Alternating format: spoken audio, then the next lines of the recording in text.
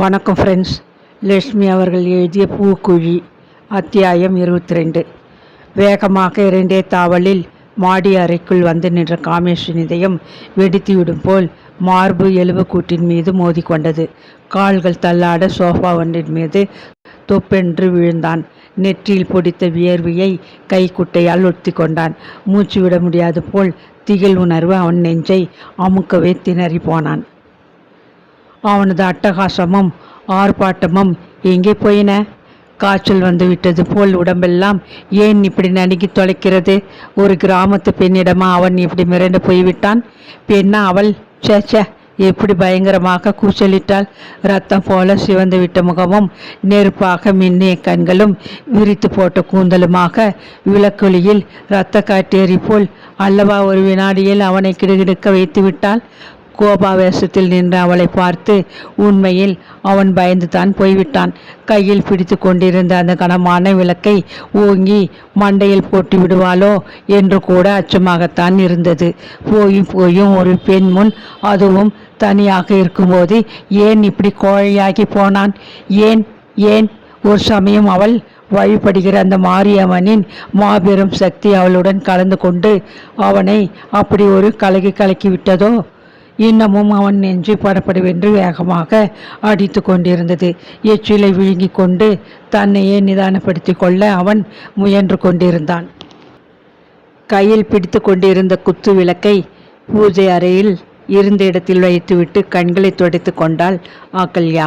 கூந்தலை அள்ளி சுற்றி முடித்து கொண்டு மெல்ல பின்பக்கம் சென்று கதவை திறந்தாள்.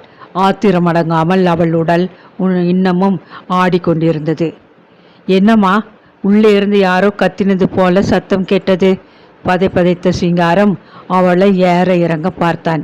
சின்னம்மா ஏன் இப்படி கோபமாக இருக்கிறாங்க? தன்னை கட்டுப்படுத்தி கொள்ள அகல்யாவுக்கு சில வினாடிகள் பிடித்தன. சிங்காரம், அத்தைக்கு உடம்பு ரொம்ப அதிகமாயிடுச்சு. நீயும் பூரணியும் எனக்கு துணையா உள்ளே வந்து படுத்துக்குங்க. பூரணி என்னோடைய இருக்கட்டும். அத்தை உடம்பை நினைச்சு நான் ரொம்ப பயப்படுறேன். தாங்க முடியாமல் திடீரென்று அவள் விம்மி அழுதாள். சிங்காரத்தின் மனம் சங்கடப்பட்டது. எஜமானி என்றாலும் அவனுக்கு அகல்யா மீது தன் சொந்த மகள் போன்றதொரு பரிவு. ஐயா வந்து சேர்ந்ததும் சந்தோஷமா இருக்க வேண்டிய சின்னம்மா கண்ணும் கண்ணீருமா நிற்கிறாங்களே. மனத்துக்குள் வேதனைப்பட்டான். அழாதீங்கம்மா, கொஞ்சம் சுதாரிச்சுக்கிங்க. நாளை ஒரு போது போச்சுன்னா அடுத்த நாள் பூக்குழி. அது முடிஞ்சதும் பெரியம்மா எழுந்து உட்கார்ந்துடுவாங்க. பூரணி உங்களோடு இருந்து உதவி செய்யும். சமையலை கூட அதுவே கவனிச்சிக்கும். நீங்கள் மனசை ரொம்ப அலட்டிக்காதீங்க. இதோ வரேன் சொல்லிக்கொண்டே அவன் தோட்டத்துக்குள் விரைந்தான். சிறிது பொழுதில் பூரணியுடன் உள்ளே வந்தான். ஹால் தரையில் தன் பாயை விரித்து கொண்டு அவன் படுத்து விட்டான். பூரணி பஞ்சரத்தினத்தின் படுக்கை அறை வாயிலில் கையை மடக்கி வைத்து கொண்டு படுத்து கொண்டாள். கீழே இருந்து வந்த பேச்சு குரலை கேட்டதுமே குற்ற உணர்வுடன் கதவை மெல்ல சாத்தி கொண்டு விளக்கை அணைத்துவிட்டு படுக்கை மீது சாய்ந்து விட்டான் காமேஷ். அவனுக்கு உறக்கம் வந்தால் தானே. அகல்யா புடவை தலைப்பால் அடிக்க ஒரு தடவை கண்களை துடைத்து கொண்டு மாரியம்மன் தாலாட்டை எடுத்து வைத்து கொண்டாள். தனக்குள்ளே விமலும் அழுகையும் நடுவே முத்துமாரியின் புகழை மெல்ல படித்த வண்ணம் விடிய உறங்காமல் மாமியாரின் கட்டிலின் கீழே தரையில் உட்கார்ந்திருந்தாள். அவள் கணவன் ராஜ்குமார் எங்கே? அவருக்கு என்ன நேர்ந்து விட்டது? வந்திருக்கும் பாவி சண்டாளன் அவரை கொன்று விட்டானோ? யார் இவன்? அவரிடம் ஏன் பகை? ஐயோ முத்துமாரி, என்னை என்ன கோலம் செய்து விட்டாயம்மா? பக்தியுடன் உன்னை வழிபட்டதற்கு இதுதானா பலன்? தனக்குள் கேட்ட வண்ணம் கண்ணீரை மாலையாக பொழிந்து கொண்டிருந்தாள். இரவு முழுவதும் உறங்காத காமேஷுக்கு மறுநாள் எழுந்தவுடனேயே தலையை சுற்றியது. சூடான வெந்நீரில் மூழ்கிவிட்டு வேர் உடுத்தி கொண்டு அவன் தயாராகி கொண்டிருந்த சமயம் சிங்காரம் உள்ளே வந்தான். அம்மா உங்களை கோயிலுக்கு வர சொன்னாங்க என்றான். காமேஷினால் மறுக்க முடியவில்லை. கோவில் நின்று திரும்பியதும் சிங்காரம் அவனுக்கு சாப்பிட காஃபி பலகாரத்தட்டி தூக்கி கொண்டு வந்து அரை மேஜை மீது வைத்தான். சாப்பிட்டதும் அம்மா கீழே வர சொன்னாங்க. உங்ககிட்ட முக்கியமாக என்னமோ சொல்லணுமாம் என்று முணுமுணுத்து விட்டு அப்பால் சென்று விட்டான். அவன் கீழே இறங்கி வந்தபோது ஹாலில் அகல்யாவை தவிர யாரும் இருக்கவில்லை. சூரிய உதயத்தை கண்டதும் அவளுக்கு மிகவும் துணிவு ஏற்பட்டுவிட்டது போலும்.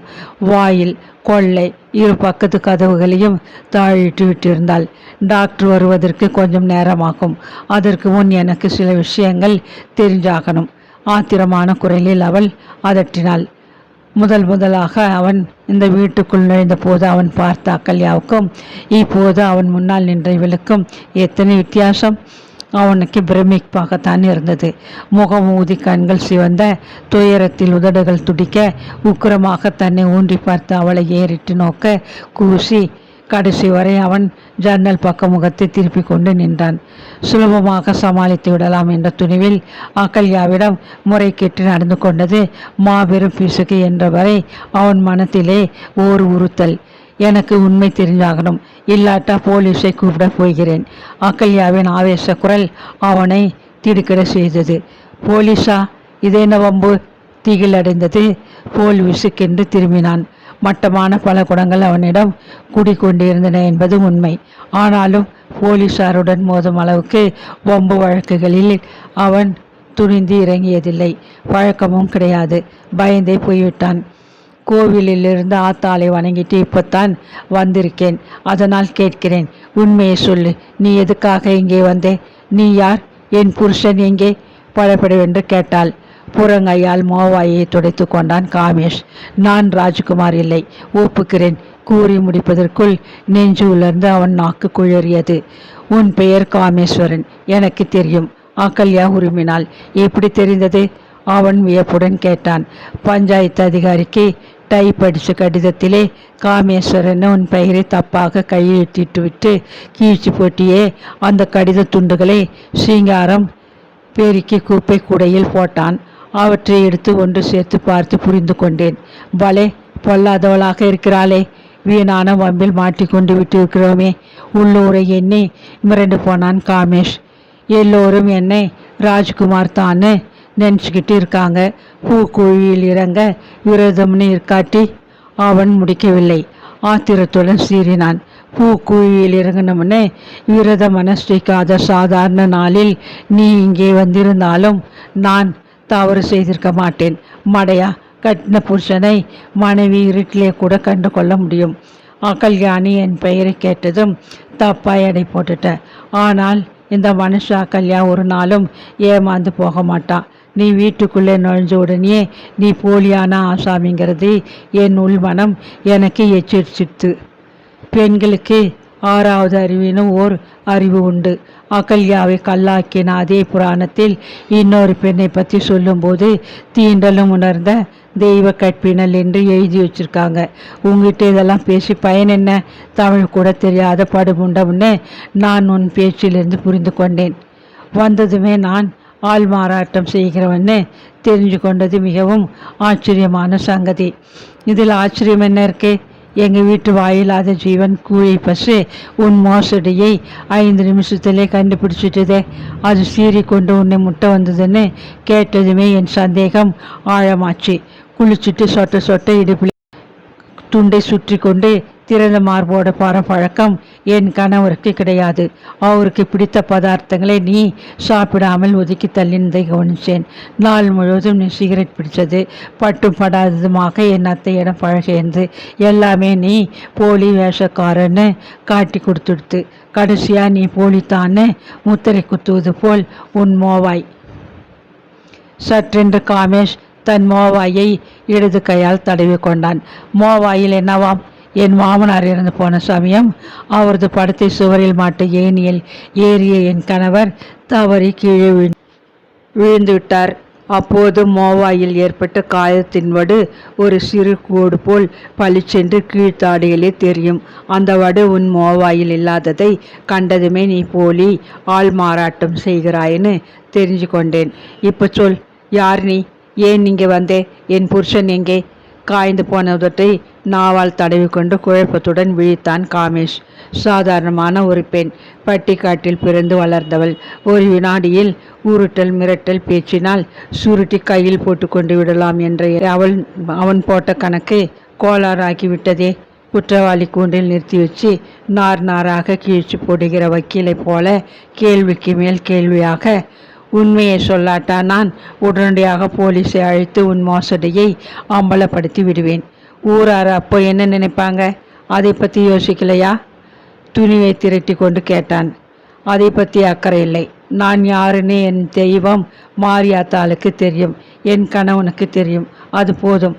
இப்போ எனக்கு தெரிய வேண்டிய உண்மை நீ யார் என்பது. நான் ராஜ்குமாரின் தம்பி காமேஸ்வரன், கூட பிறந்தவன்.